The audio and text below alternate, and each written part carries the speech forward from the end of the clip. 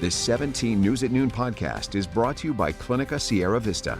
Welcome back to the 17 News at Noon podcast, where we share your news on your schedule. I'm Alex Fisher. Right now at noon, tragedy has hit the Kern County Fire Department once again as another firefighter has died while on duty. County fire officials announced this morning Captain Brian Falk died while on duty. The department says Falk was a 20-year veteran of the department. He was 47 years old. 17's Robert Price is at Fire Station 23 in Fellows, about 40 miles west of Bakersfield. And a woman who lives near that station came out this morning after the announcement to pay her respects. Robert will have more on the death of Brian Falk tonight on 17 News at 5. And this is the second county firefighter to die this week. You may remember fire officials announced the death of firefighter Aiden Agnor, who died on Monday. Agnor was involved in a car crash on his way to work just a few weeks ago and seriously hurt in that wreck. Agnor was just 18 years old. Catalytic converter thefts are still a pressing issue in Bakersfield, and last night Bakersfield City Council members voted to move forward with a proposed ordinance that would make it easier to catch thieves stealing the expensive vehicle parts.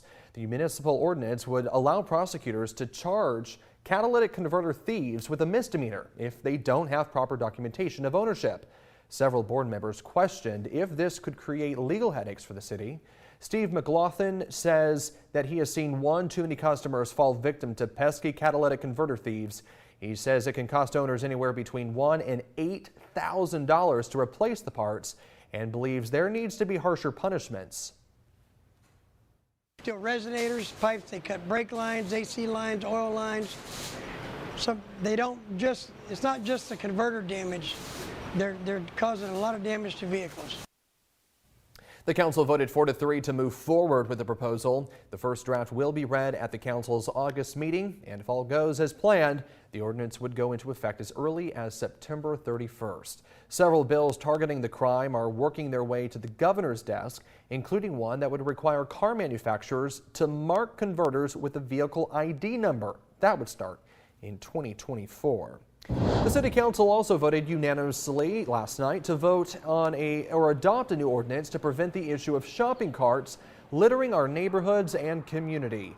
It will be the responsibility of the property owner to create a cart retrieval plan and work with the businesses to implement it.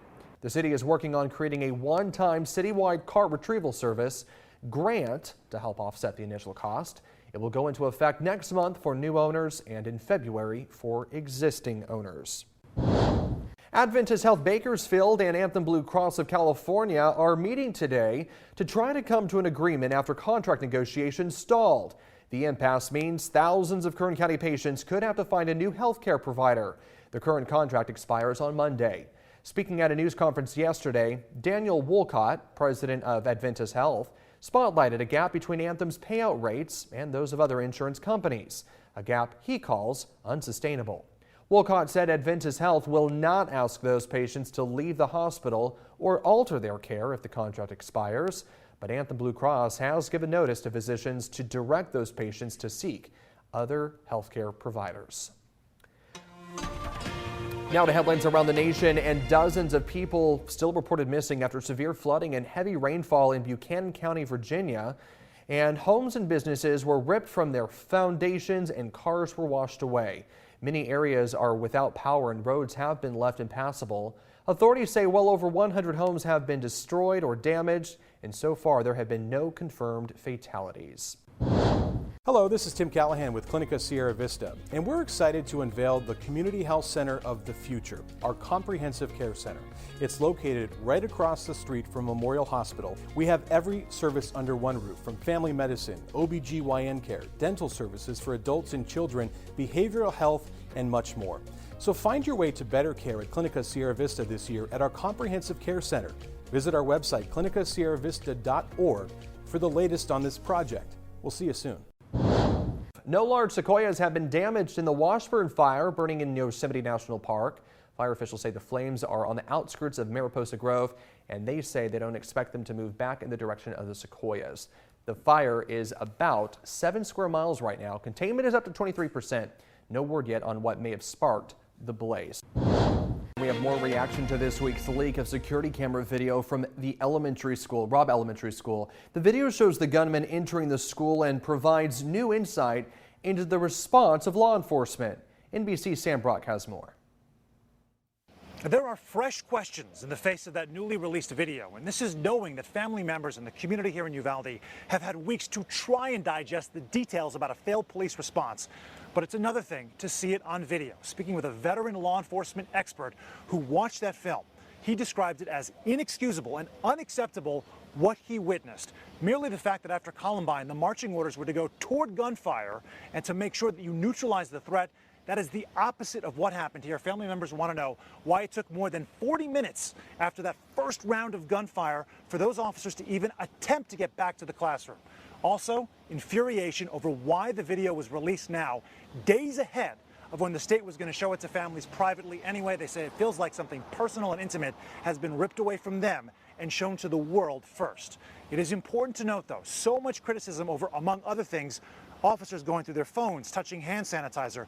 One officer in particular, we've now learned, was looking at his phone because his wife was a school teacher inside of Robb Elementary. She had contacted him to try and find out if he could do anything, saying she had been shot and was dying. He is facing criticism right now, but now it is clear this is someone who was just trying to save the life of a loved one. That is the latest here in Uvalde, as this community right now looks at additional security measures in light of what happened, including more fencing around schools, additional cameras, and of course, upgrading doors and door locks after what happened. Sam Brock, NBC News, Uvalde. AAA says the national average for a gallon of regular gas today is $4.61, and new this afternoon for the first time in more than a month. The average price for a gallon of gas in California has now dropped below $6 a gallon. While that's welcome news, probably not seen as relief for us here in Kern because our average is now $6.15 a gallon. Gas prices have fallen an average of 44 cents a gallon over the past month. Our website, kget.com, tracks the lowest prices in the Bakersfield area thanks to our friends at gasbuddy.com. Today, the lowest price we could find is $5.37, and you can find it at the Valero on South Union Avenue. Those prices change often, so just head to our website, kget.com, and click on the traffic section. The 17 News at Noon podcast is a production of KGET and Nexstar Media Group. For more on all of the headlines in today's show, head to kget.com.